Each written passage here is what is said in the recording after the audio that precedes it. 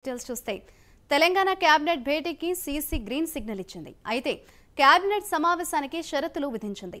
అత్యవసరమైన విషయాలపైనే చర్చించాలని సూచించింది.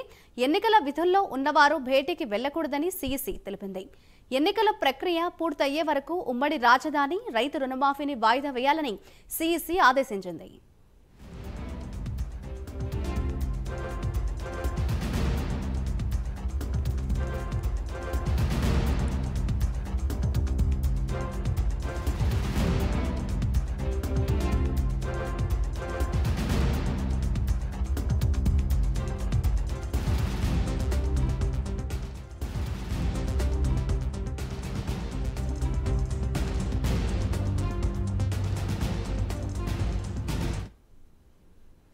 తెలంగాణ కేబినెట్ భేటీకి సీసీ గ్రీన్ సిగ్నల్ ఇచ్చింది. దానికి సంబంధించిన బ్రేకింగ్ న్యూస్ చూస్తున్నాం.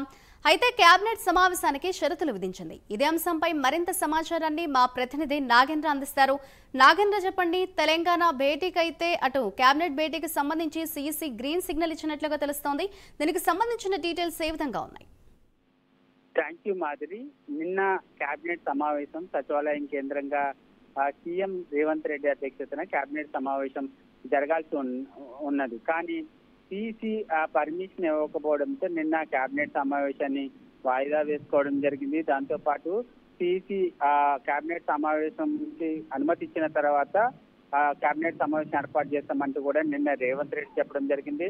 తాజాగా ఈ రోజు కొద్దిసేపటి క్రితమే సీసీ ఎన్నికల కమిషన్ షరతులతో కూడుకున్నటువంటి పర్మిషన్ ని కేబినెట్ సమావేశానికి ఇవ్వడం జరిగింది. దానిలో ప్రధానంగా రైతు రుణమాఫీకి సంబంధించినటువంటి అంశాన్ని పక్కన పెట్టాలి. అదేవిధంగా ఎమర్జెన్సీకి సంబంధించినటువంటి అంశాలే ఎజెండాగా కేబినెట్ సమావేశాన్ని నిర్వహించుకోవాలంటూ కూడా సీసీ చెప్పడం జరిగింది. దాంతో పాటు మరొకవైపు ఎన్నికల కమిషన్ కు సంబంధించి కానీ అధికారులు వీరంతా కూడా కేబినెట్ సమావేశానికి దూరంగా ఉండాలి. ఓన్లీ మంత్రివర్గ సమావేశం మంత్రులు మాత్రమే ఈ సమావేశంలో పాల్గొనాలి. అదే విధంగా మరొక వైపు రాష్ట్రంలో అత్యవసర ఎమర్జెన్సీ ఉన్నటువంటి అంశాలను ఎజెండాగా తీసుకోవాలంటే దాంట్లో ప్రధానంగా వ్యవసాయ రంగం, దాంతో పాటు తాజాగా భారీ వర్షాల కారణంగా నష్టపోయినటువంటి రైతాంగానికి వరి ధాన్యం కొనుగోలుకు సంబంధించినటువంటి అంశంతో పాటు మరొక వైపు తడిసినటువంటి ధాన్యం కొనుగోలుకు సంబంధించి ఇలాంటి అంశాలతో పాటు మరొక వైపు వచ్చేటటువంటి నెల కొత్త సంవత్సరం విద్యా సంవత్సరం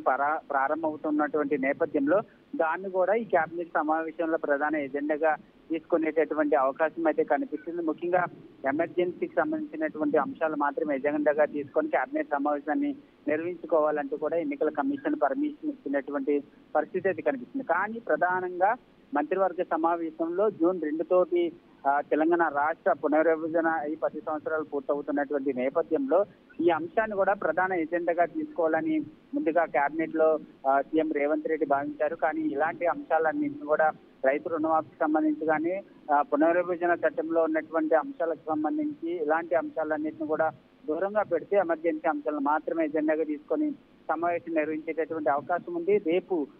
రేపు సోమవారం రోజున కేబినెట్ మధ్యాహ్నం తర్వాత ఎగ్జామ్ అయినా సరే సీఎం రేవంత్ రెడ్డి అధ్యక్షతన కేబినెట్ సమావేశం నిర్వహించేటటువంటి అవకాశం కనిపిస్తుందని చెప్పాలి Madhuri. Right, thank you Nagendra.